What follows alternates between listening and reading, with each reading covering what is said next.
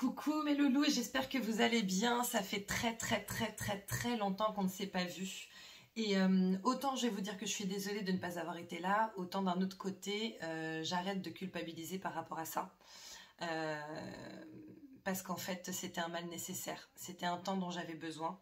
Je viens de passer ma nuit noire de l'âme, d'accord? C'était très compliqué pour moi.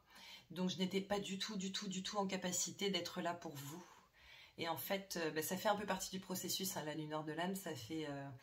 C'est aussi pour t'apprendre à penser à toi et à te gérer toi. Donc j'apparais devant toi aujourd'hui, mon petit chat, pas maquillé, pas coiffé ni rien, mais c'est pas grave. L'essentiel c'est que je te retrouve parce que j'ai passé vraiment une étape. Et je pense que c'était, enfin, moi j'ai trouvé ça important justement de partager mon expérience parce que peut-être que ça va pouvoir aider certaines personnes par du soutien, par peut-être quelques informations qu'elles n'ont pas. Je dis pas du tout que j'ai la science infuse, pas du tout. Mais en tout cas, je vais partager mon expérience et j'espère que ça parlera à certains d'entre vous. Donc voilà, donc pour ceux qui ne me connaissent pas, je m'appelle Vanessa. J'ai créé cette chaîne YouTube il y a un peu moins de 2 ans maintenant. J'ai été pas mal active pendant à peu près une année. Et puis là, ça fait clairement 9 mois, je crois, facile, que je n'ai rien fait. Donc je tire les cartes de base et je suis très connectée à mes guides, tout ça. J'étais très connectée à mes guides, tout ça. Je retrouve cette connexion, mais je vous avoue qu'elle était en berne pendant quelques temps, je vais vous expliquer. Et voilà, j'adore faire des vidéos, vraiment, j'adore ça, j'adore lire les commentaires des personnes à qui ça parle, ceci, cela. J'adore aider les gens, j'adore les booster, etc. Même si je ne suis personne en soi, mais je trouve que voilà, chacun à notre manière, on peut quand même aider autrui. Et ça fait partie de mon processus en tout cas. Donc voilà, donc si tu es nouveau ou nouvelle sur ma chaîne, bah écoute, félicitations, pas du tout. Bienvenue à toi, excuse-moi. Si tu as envie de t'abonner, etc., n'hésite pas. Si tu n'as pas envie, si cette vidéo ne te parle pas, n'hésite pas à passer et à aller voir quelque chose d'autre qui t'intéressera plus. Je n'ai pas du tout de problème avec ça. Donc voilà. Pour information, pour ceux qui ne me connaissent pas, oui, je dis des gros mots parce que je suis quelqu'un d'adulte. Ça m'arrive de temps en temps. Je ne suis pas dans la complaisance. Je suis quelqu'un de très franc. Donc attends-toi à ça dans mes vidéos. Et si t'aimes, bah, c'est cool. Si tu n'aimes pas, bah, il n'y a pas de souci. On ne peut pas plaire à tout le monde. Donc voilà. Donc en fait, ces derniers temps, j'étais vraiment dans l'incapacité en fait de faire des vidéos. C'était pas un manque d'envie parce que franchement, je pense que j'ai dû y penser pratiquement tous les jours hein, ces derniers mois. En tout cas, au moins 2 jours sur 3. Donc ça fait quand même un bon ratio. Donc c'était pas vraiment une question d'envie. C'était juste impossible pour moi. J'avais vraiment cette sensation d'être pieds et poings liés. Je ne pouvais pas. Je n'y arrivais pas. Je peux pas te l'expliquer en soi. C'est vraiment un ressenti. C'est oh là là, faut trop que je fasse une vidéo. Mais en fait, c'est tout ce qui se passe, tu vois. Il faut que je fasse une vidéo. Déjà, le il faut n'est pas bon, en fait. J'ai envie, ok. Le il faut, ça sonne comme une obligation et s'obliger à faire les choses, c'est pas forcément une bonne chose. Donc voilà. Je n'ai pas été particulièrement connectée à mon intuition ces derniers temps. C'est-à-dire que tu sais, tu as le choix de t'écouter ou pas. Et tu as le choix d'ouvrir ton troisième œil, d'ouvrir tout ça, ou pas. Et je t'avoue que ça fait quelques temps que c'est fermé, donc voilà, parce que je n'étais pas non plus en capacité de gérer ma connexion en soi. J'étais dans l'incapacité à avancer en fait, dans ma spiritualité, et même à m'y adonner tout court. C'est-à-dire que avant cette période, en fait, moi j'avais tout un rituel. Tous les matins, je me réveillais, petite séance de yoga, petit thé sur la terrasse. Enfin voilà, j'avais ma routine matinale, etc. Séance d'ancrage, tout ça. La journée, je faisais des tirages, aussi bien des vidéos que des tirages pour les gens et tout. Et en fait, tout ça là, ça s'est arrêté. Et ça s'est arrêté parce que j'avais besoin de ce temps-là. C'est vraiment pas un manque d'envie, j'avais besoin de ce temps-là. Et de toute façon, je n'arrivais pas. Je n'arrivais pas à faire quoi que ce soit. Et en fait, le truc, c'est que ce fait de ne pas y arriver s'est manifesté un petit peu dans tous les domaines de ma vie. Je m'aperçois en fait que cette nuit nord de l'âme, elle est très spirituelle, elle est très émotionnelle, ça c'est une certitude, mais elle peut vraiment impacter tout ce qui est concret, tout ce qui est, voilà, tout ce qui est incarné, véritablement. Professionnel, personnel, familial, amoureux, tout ça. Incroyable, incroyable. C'était pas ouf.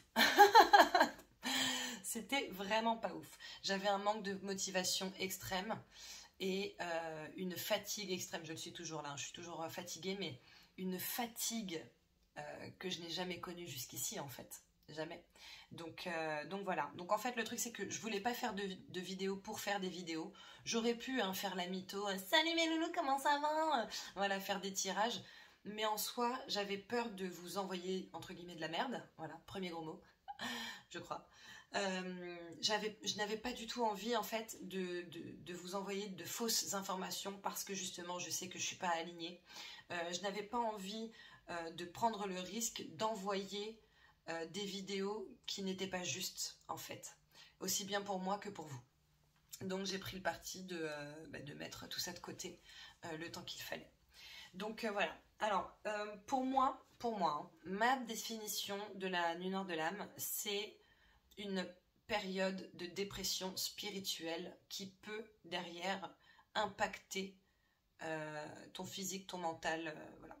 Pour moi, dépression spirituelle et émotionnelle qui peut impacter ton physique, ton mental, qui peut découler sur une dépression, comme on le dit médicalement, en fait, à mon sens. Après, ça ne fait pas partie de ma personnalité, donc je ne suis pas entrée en dépression normale, mais c'est sûr que pour moi, c'était une vraie dépression spirituelle et émotionnelle. C'est une période de stand-by, une période de blocage dans ta spiritualité, qui peut vraiment impacter tous les autres points de ta vie en fait. Pour ma part, j'ai une vraie baisse de fréquence, comme je vous l'ai dit, de grosses déconnexions avec mon intuition, moins de motivation, voire aucune pour avancer sur certains projets, etc. Pourtant j'avais des super projets à venir, hein. Bon, en même temps quand tu penses à un projet, forcément tu te dis qu'il est super, mais en tout cas j'avais des projets qui me mettaient en joie en fait lorsque j'y ai pensé. Et en fait, impossible de m'y adonner, impossible de les faire avancer, impossible même d'écrire à propos de ces projets. Donc, c'était une période vraiment, vraiment, vraiment compliquée à appréhender. Parce que pour moi, en fait, ton cœur et ton esprit ne sont pas du tout en adéquation l'un avec l'autre. Voilà, c'est à mon sens, hein, c'est ça. C'est un des facteurs de la nuit noire de l'âme. T'es pas en accord avec toi-même et tu t'en rends compte. En fait, c'est ça le pire, c'est que vraiment tu t'en rends compte, t'es pas en accord avec toi-même, potentiellement t'es pas en accord avec tes valeurs. Par exemple, moi là, je suis restée 2 ans avec quelqu'un, donc là ça y est, je te raconte un peu ma life. Pas énormément, mais je te raconte quand même un peu ma life. Je suis restée 2 ans avec quelqu'un qui, sur bien des points, est très bien, mais quelqu'un qui ne me convenait pas du tout, mais du tout, qui n'avait pas du tout les mêmes valeurs que moi, pas du tout la même définition du respect que moi. Pour moi, c'est quelqu'un qui n'a pas de respect tout court, mais il a plein de qualités, hein, voilà. Mais ces qualités ne sont pas celles qui me vont ou celles dont j'avais besoin. Et ces défauts m'ont vraiment fait, moi, me remettre en question. Ces défauts, à mes yeux, hein, m'ont vraiment fait, moi, me remettre en question. Ce qui fait que j'en suis arrivée à un stade où j'ai mis mes propres valeurs de côté, les choses dont moi, j'avais besoin de côté, pour que cette personne se sente bien, pour que cette personne soit droite dans ses baskets, pour que cette personne puisse avancer, pendant que moi, en réalité, je stagnais, d'une part, mais je régressais aussi, parce qu'en fait, j'ai déjà fait un travail sur moi, étant plus jeune, pour être en adéquation, en alignement avec mes valeurs, avec mes envies, avec mes besoins, etc. Donc c'est quelque chose qui, à mon sens, était déjà travaillé et que j'avais déjà, entre guillemets, pacifié. Or, il se trouve que parfois lorsque tu as une grosse avancée spirituelle et que justement tu es là en train de te dire ouais c'est la fête, tout va trop bien dans ma life, j'ai mis en place des process qui font que financièrement ça va super, amicalement c'est génial, chez moi je me sens trop bien, il y a des super énergies, etc. Et en fait tout va très très bien jusqu'à ce que bam ça te tombe dessus. il y a ta petite nuit noire de l'âme qui vient comme ça, qui dit bah ça y est, c'est le moment ma petite. On va voir si du coup tu as acquis tout ce que tu as travaillé jusqu'ici. Et derrière, ben, soit effectivement tu les as vraiment acquises, ces choses que tu as travaillées, soit en fait il y a une toute petite faille, toute petite, hein, qu'elle soit grosse ou petite en fait, dans laquelle ta nuit noire de l'âme va s'immiscer pour te dire bah c'est pas totalement travaillé en fait, donc on va te plonger en plein dedans et puis on va voir comment tu vas réagir. Voilà, et moi c'est ce qui s'est passé, vraiment, c'est ce qui s'est passé. Donc j'étais pas du tout en accord avec moi-même pendant ces 2 dernières années, donc la période pendant laquelle on s'est connus, hein, entre guillemets. En fait j'étais sur la fin de ma période où ça allait, on va dire. Pas en accord avec moi-même, pas en accord avec mes valeurs. Je me suis sentie vraiment pas forcément bien dans mes baskets. Je vais pas dire mal dans mes baskets parce que j'ai pas une personnalité qui fait que je puisse, je pense, être dans une profonde dépression. En tout cas pas pour pas grand chose entre guillemets. Mais j'étais pas forcément super bien dans mes baskets. Je me sentais pas à ma place du tout. Genre trop de fois durant ces derniers mois, je me suis dit mais qu'est-ce que je fous là? Mais pourquoi je vis ça? Mais je sens que ça va pas, je sens que c'est pas du tout ce que je veux vivre. Je sens que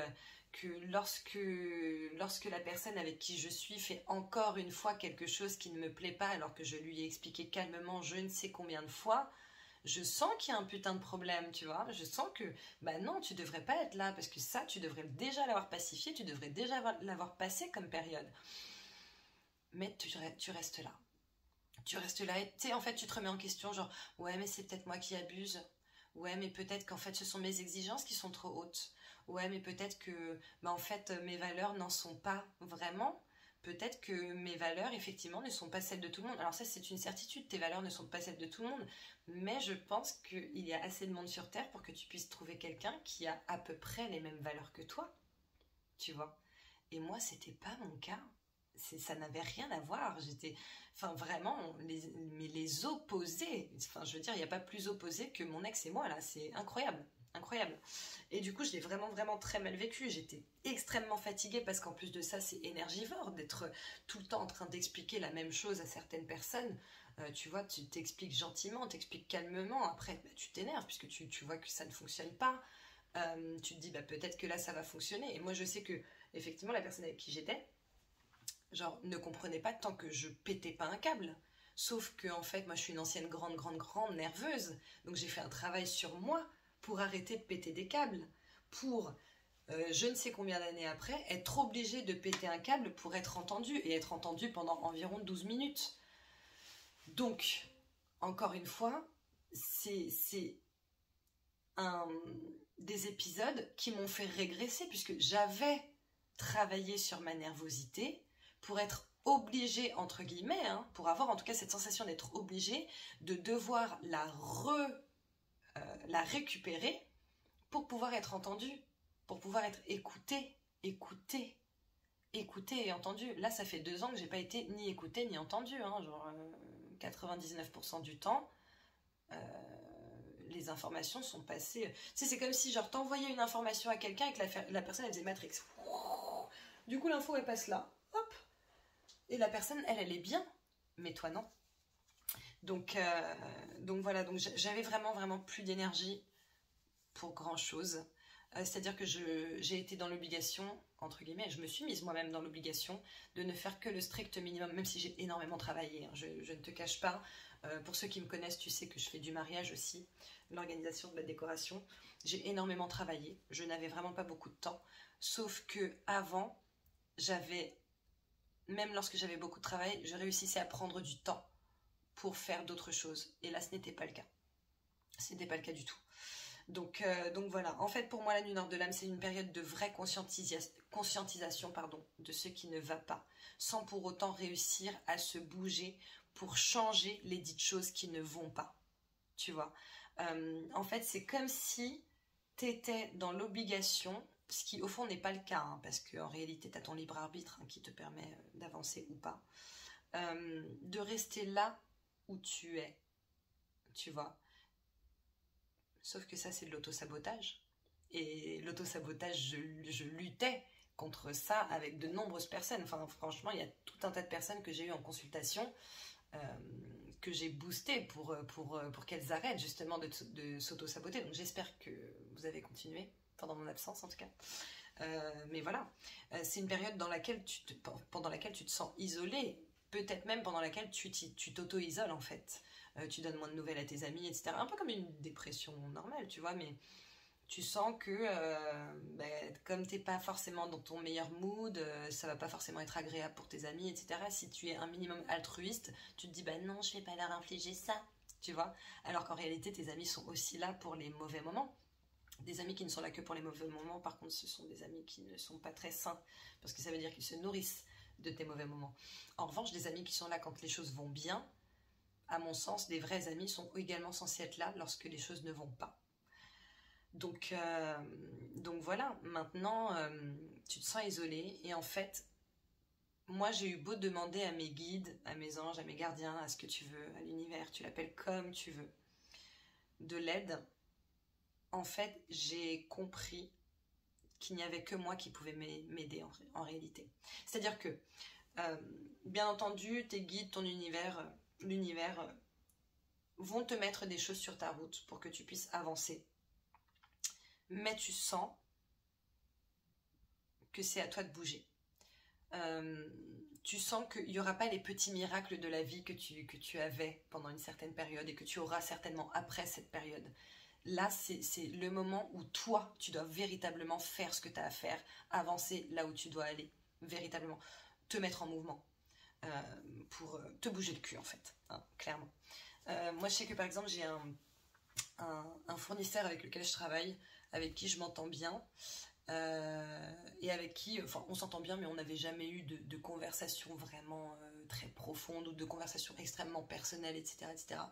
Et en fait, un jour où je n'allais particulièrement pas bien, il m'a posé une question qui a fait que je me suis mise à raconter un tout petit peu ma vie, mais vraiment un tout petit peu, hein. Et en fait, il m'a dit une phrase, mais une seule, alors qu'on ne se connaissait pratiquement pas. Enfin, on se connaît, j'achète des choses chez lui, ce qui est normal, mais c'est tout. Il connaissait pas ma vie ni rien. Et il m'a dit, t'es tout simplement pas là où t'es censé être.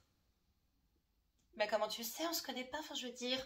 Tu vois, et franchement, je sais même plus ce que j'ai dit, mais la phrase, c'est comme si elle sortait directement de l'univers pour aller dans sa bouche pour que je puisse l'entendre, tu vois. Et une amie m'aurait dit ça, je me serais dit, elle me connaît, c'est normal. Là, c'était pas le cas. Et je pense que justement, en gros, l'univers dans cette période-là va t'envoyer des petits messages de la sorte, mais ne va pas te mettre les petits miracles habituels qui font que oh, je saisis cette opportunité, c'est génial, allez, on y va, tu vois. Donc voilà, parce que c'est toi qui dois avoir le déclic, et c'est surtout toi qui dois passer à l'action à ce moment-là. Donc voilà, c'est une période de doute constant. En fait, tu ne sais plus ce que tu veux, ce qui serait véritablement bon pour toi de faire, parce que tu te concentres un petit peu trop sur les autres.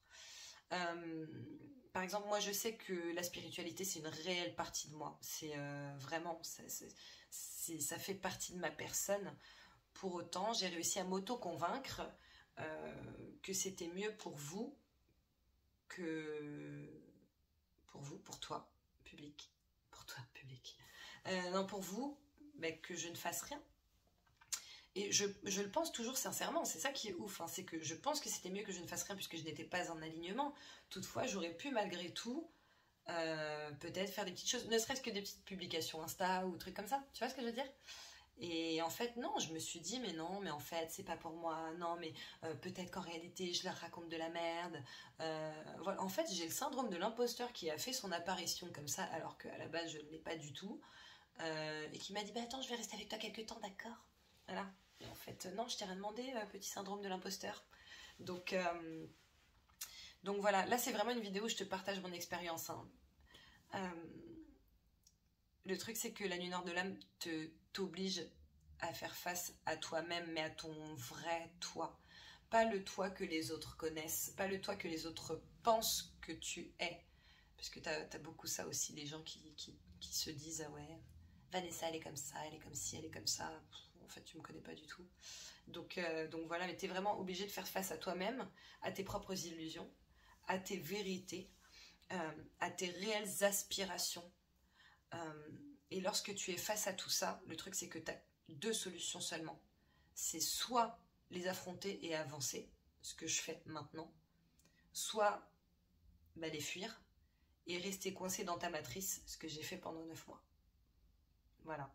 Maintenant, je pense que lorsque tu passes ta nuit noire de l'âme, de toute façon, elle s'appelle comme ça, hein. C'est pas pour rien, hein. C'est que c'est une période plus ou moins longue pendant laquelle, effectivement, tu es vraiment dans le dark, tu vois. Donc voilà, jusqu'au jour où tu as un déclic et où tu dis, ouais, non, en fait, non, c'est pas ma vie. C'est pas comme ça que je veux la vivre, pardon. Et non, je vais me sortir les doigts du cul et je vais avancer. Donc voilà, c'est vraiment une période pendant laquelle tu sens que tu n'es pas du tout là où tu devrais être. Moi, aujourd'hui, je vis dans un appartement dans lequel je ne me suis pas sentie bien pendant 1 an, depuis mon emménagement en fait. Là, je vais m'y sentir bien, je commence à m'y sentir bien, parce que j'ai décidé de me séparer, que j'ai décidé que les personnes qui partageaient ma vie, en dehors de mon fils, allaient partir. Voilà. Mais je sais pas si tu t'imagines, moi je me suis toujours très très bien sentie chez moi, hein. J'ai toujours fait en sorte qu'on se sente bien. D'ailleurs, quand mes amis viennent chez moi, tu peux être sûr que même s'ils viennent que pour déjeuner, le soir à 23 h, ils sont encore là, les gars. Donc j'ai vraiment toujours eu des appartements qui étaient agréables à vivre. Et je ne me suis pas sentie chez moi pendant plus d'1 an. Je sais pas si tu t'imagines cette sensation, c'est pourri en fait, c'est vraiment tout naze. Donc voilà, tu sens que tu n'es pas là où tu devrais être, tu sens que tes besoins ne sont pas du tout comblés, que tu es potentiellement complètement à côté de la vie que tu es censé vivre ou que toi tu souhaites vivre, celle dont tu as envie véritablement, tu vois, envie. C'est comme si en fait tu étais sur un chemin qui était parallèle à la vie qui t'était en réalité destinée. C'est-à-dire que il y a ta vie et il y a toi. Et en fait, vous vous baladez l'un à côté de l'autre sans être ensemble. Voilà. C'est vraiment ça que j'ai ressenti. Tu te concentres beaucoup plus, potentiellement, en tout cas moi c'était mon cas, tu te concentres plus sur les besoins de l'autre ou sur comment les autres te perçoivent que sur tes propres besoins et comment toi tu te perçois. Ce qui est une forme de fuite, hein, au demeurant. Donc en fait, c'est à toi véritablement de te bouger pour sortir de cet état de fait et cet état tout court, te concentrer sur toi et non sur les autres, sur leur bien-être, etc. Moi vraiment je me suis mise de côté là, je me suis mise de côté pour que les autres se sentent bien. Sauf qu'en faisant ça, les gens sont un peu trop à l'aise et du coup, au fur et à mesure, ils te bouffent totalement pour être eux-mêmes. Et lorsque tu dis quelque chose, c'est bah quoi? Bah oui, mais il faut que tu m'acceptes comme je suis. Mais à quel moment, toi, tu m'acceptes comme moi je suis? C'est un échange dans les relations, que ce soit couple, que ce soit famille, que ce soit amical. C'est un échange. Autant, effectivement, il serait bon pour toi d'accepter l'autre tel qu'il est, mais pas à ton détriment, en fait. Et l'autre est censé t'accepter également tel que tu es. Et c'est en ça que le compromis, par exemple, dans le couple est nécessaire, ou même en amitié parfois. C'est nécessaire, parce qu'on est tous différents, et que du coup, il faut que chacun ait sa place. Et ben moi, je me suis oubliée pour que les autres puissent vivre. Ben j'ai dit non. Là, ça va, maintenant. Ça m'a cassé les bons becs. Je l'ai mal vécu, et en fait, j'ai pas à moi mal vivre pour que les autres vivent bien. Je ne suis plus d'accord avec ça. Je pense qu'au fond, je ne l'ai jamais été, mais vu que j'étais pas en accord avec moi-même, ben du coup, j'étais pas... Voilà. Donc non. En fait, là, je me bouge pour sortir de ce cadre de vie qui ne me convient pas et pour aller vers ce qui me convient et ce dont j'ai envie, ce dont j'ai besoin, ce dont je rêve et en fait retrouver la vie que j'avais avant en fait. Il y a un gros moustique là, laisse-moi te dire qu'il va bien me piquer. Donc voilà. Voilà en gros ce que j'ai vécu et voilà en gros comment moi je perçois la nuit noire de l'âme. Pour information, cette période, elle peut apparaître notamment lorsque tu as rencontré une flamme jumelle. Ce qui était mon cas. Alors, la flamme jumelle, tu sais, en fait, je sais pas pourquoi, j'ai souvent entendu des gens me dire « Ah, j'ai rencontré ma flamme jumelle, c'est génial ». Je vois pas en quoi, en tout cas perso, hein. Je ne trouve pas que ce soit un truc super agréable. Alors oui, c'est intense, sauf que c'est intense dans les deux sens, hein. Personnellement, ça a plus été intense dans un sens que dans l'autre en plus. Donc perso, voilà. Après, chacun voit midi à sa porte, il y en a qui kiffent grave. Moi, honnêtement, les flammes jumelles, genre j'ai pas forcément envie d'en retrouver une tout de suite. Voilà. Pour info, la flamme jumelle, elle est là et tu la rencontres pour te faire travailler des choses véritablement profondes, pour te faire travailler des choses qui sont problématiques dans ton incarnation et dans ta spiritualité, dans ton toi véritable. Ça peut être des peurs, ça peut être des blocages, ça peut être des valeurs. Ce sont des relations qui sont souvent extrêmement conflictuelles, dans lesquelles justement tu es censé soit apprendre, soit asseoir tes acquis. Et en fait, tu n'es pas censé t'oublier. Tu vois, c'est pas censé être à ton détriment. C'est-à-dire que ça te fait travailler. Il est possible, par exemple, que tu rencontres ta flamme jumelle, qu'elle te fasse travailler un truc d'un coup, quelque chose qui ne te va pas, avec lequel tu n'es pas du tout en accord, etc. Que tu le réalises tout de suite et que tu dises non, en fait, je dis stop tout de suite. Parce qu'en fait, t'es pas obligé de te taper ta flamme jumelle pendant je sais pas combien d'années en vrai. Tu vois, c'est pas une nécessité. Si tu dis stop tout de suite, ça te permet de passer à autre chose et d'asseoir tes acquis. Si au contraire tu prends sur toi, non mais peut-être qu'il faut que je prenne sur moi, peut-être qu'il faut que je fasse des efforts, peut-être qu'il faut que je mette de l'eau dans mon vin, peut-être qu'il faut que je me remette en question, ben peut-être pas, tu vois, peut-être pas. Donc voilà, moi j'ai travaillé énormément de choses dans ma vie, et notamment mon intégrité, mes valeurs, etc. Et en fait, ben pendant 2 ans, j'ai foutu mon intégrité au placard. Parce que j'ai accepté des choses qui ne m'allaient pas. Je ne dis pas que j'ai accepté des choses de ouf, hein. Ce sont des choses de ouf pour moi, mais pour d'autres personnes peut-être que non. J'ai pas été battue, j'ai pas été... T'inquiète, hein. Je pense pas pouvoir atteindre ça. J'ai déjà vécu ça dans ma vie, hein. Pervers narcissique, tout ça. On a réussi à mettre ça de côté, donc aujourd'hui c'est pas le cas. Mais en tout cas, moi je sais que là, pendant ces 2 dernières années, j'ai mis mon intégrité de côté et pour faire en sorte que quelqu'un se sente bien. Et en fait, j'ai pas à le faire. Voilà. Au même titre que cette personne n'a pas à le faire, hein, de son côté. Donc voilà, j'ai fait des efforts sur des plans qui étaient extrêmement importants et sur mes valeurs profondes. Je les ai mises de côté pour que l'autre se sente bien. Les autres, hein, se sentent bien. Les choses que j'avais travaillées avant, en fait, ont été mises de côté. Ce qui veut dire que moi, j'ai fait un travail sur moi il y a des années, et que ce travail que j'ai fait, alors que je l'ai fait sciemment, consciemment, et avec envie, hein, et ben en fait, c'est comme si je m'étais auto-dit, c'est pas grave, d'accord, le travail que tu as fait auparavant, bah, c'est de la merde, donc tu vas le mettre de côté pour que les autres se sentent bien. Bah non, en fait, non, je suis désolée. En fait, c'était une période pendant laquelle j'étais censée asseoir mes acquis, et malheureusement, bah, désolée pour la notif, et malheureusement, bah, j'ai échoué. J'ai échoué. Maintenant, rien n'est immuable. Et d'un échec, tu peux faire une force, tu peux prendre une leçon, tu peux en tirer quelque chose dans tous les cas. C'est-à-dire que on dit souvent qu'il n'y a pas d'échec, il n'y a que des leçons. Moi, j'ai cette sensation d'avoir échoué, mais c'est ma sensation, c'est propre à moi. Et effectivement, c'est une leçon. Plus jamais. Voilà, plus jamais. La nuit nord de l'âme, c'est également une période qui peut apparaître suite à une très très grosse avancée spirituelle.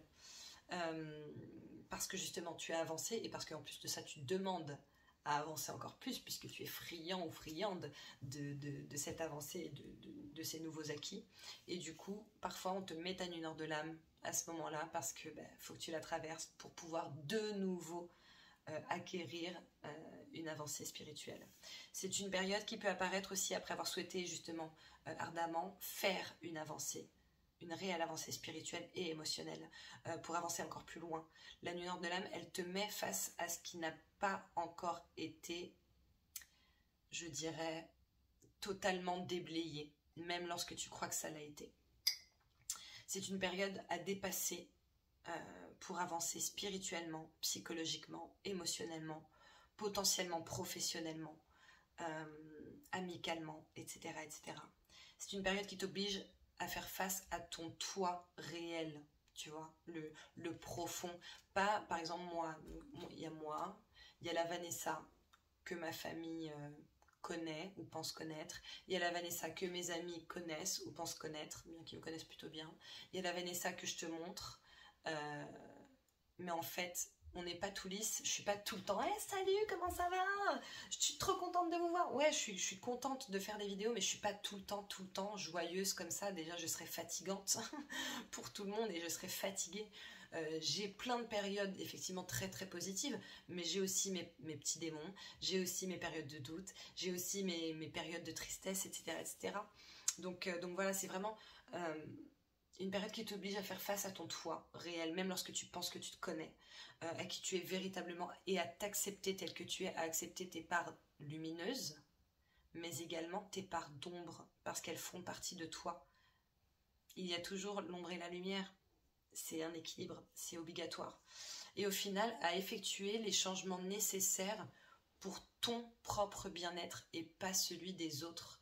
En te concentrant sur ton propre bien-être, en fait, tu travailles également sur le bien-être des autres. Parce que si techniquement ton propre bien-être ne va pas à quelqu'un de ton entourage, c'est que cette personne n'est pas faite pour être à tes côtés. Elle n'est pas dans ton alignement, elle n'est pas dans ta couleur, elle n'est pas, tu vois, elle n'est pas sur ta fréquence. Donc qu'elle parte, c'est pas grave. Laisse-lui sa liberté et garde la tienne. Pardon, je crois que je fais bouger la caméra du coup. Je regarde souvent en bas parce que je me suis fait des petites notes, t'imagines bien. Donc voilà, en fait c'est super important à cette période-là de dépasser tes peurs les plus profondes, tes angoisses les plus profondes, tes névroses les plus profondes, on en a tous. Notamment celles qui sont relatives au regard d'autrui. Rester avec quelqu'un ou dans une situation, quelle qu'elle soit, parce que ce quelqu'un ou cette situation convient aux autres qu'à toi, n'est pas la solution. Ça n'est pas la bonne en tout cas. C'est ma vérité. Hein. Je ne dis que ma vérité ici. C'est pas une vérité absolue. Chacun son avis. Je dis ma vérité. Passer à côté de ta propre existence et être spectateur ou spectatrice de ta propre vie n'est pas la solution adéquate. T'oublier et oublier tes désirs les plus profonds, tes besoins, tes envies, tes attentes, ou ne serait-ce que ton simple bien-être au quotidien, en fait, juste ça, ton bien-être personnel est une chose à bannir, à mon sens. Parce que quoi qu'on en dise, en fait, au final, on est seul et on meurt seul. On peut être entouré, mais on est seul et on meurt seul. Et c'est à nous de faire en sorte qu'entre ces deux états, la naissance et la mort, on vive pleinement sa vie comme on l'entend, selon nos critères, nos centres d'intérêt, nos envies, nos besoins, nos attentes. La remise en question est souvent bénéfique à quelqu'un lorsqu'elle est faite à bon escient. Mais à mon sens, une remise en question n'est pas forcément bénéfique lorsqu'elle te fait t'oublier totalement ou partiellement au bénéfice des autres, quels qu'ils soient. Donc, j'ai décidé qu'à partir d'aujourd'hui, je continuerai à me remettre en question, mais plus jamais à mon détriment. Donc voilà, donc du coup, sache, mon petit chat, que je reviens, que d'ici le mois d'octobre, je pense que je vais te faire les vidéos de guidance. Si j'ai d'autres petites vidéos comme ça à faire, ben j'en ferai parce qu'en fait ça me plaît. Alors après ça ne plaira pas à tout le monde, certains aimeront, certains n'aimeront pas. En tout cas si tu aimes bien, n'hésite pas à liker, n'hésite pas à partager, n'hésite pas à t'abonner à ma chaîne si ce n'est pas déjà fait. N'hésite pas à commenter, je ne te dis pas, avant je répondais à tout le monde, maintenant j'ai quand même moins de temps.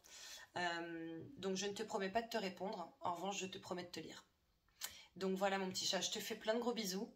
Et je te dis à bientôt et j'espère que cette vidéo vous aura plu et qu'elle aura aidé, si elle a aidé ne serait-ce qu'une ou deux personnes dans le monde, ben moi ça me va. En tout cas, j'espère que vous allez bien, je vous dis à très bientôt, je vous fais de gros bisous. Ciao.